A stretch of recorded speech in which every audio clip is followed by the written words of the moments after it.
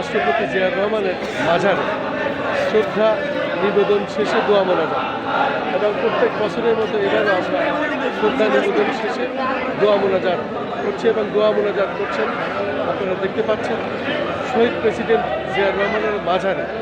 এবং শহীদ প্রেসিডেন্ট জিয়াউর রহমানই স্বাধীনতার ঘোষণা দিয়েছিলেন বাংলাদেশের। আজকে এই মহান বিজয় দিবস, এই মহান বিজয় দিবসে শহীদ রাষ্ট্রপতি জিয়াউর রহমানের মাঝারে আমরা দোয়া মোনাজাত করছি এখানে। আমিন আমিন আমিন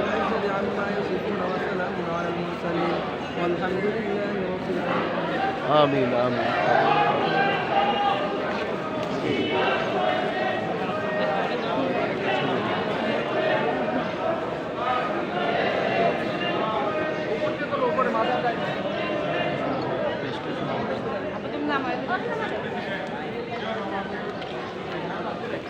Enggak gitu.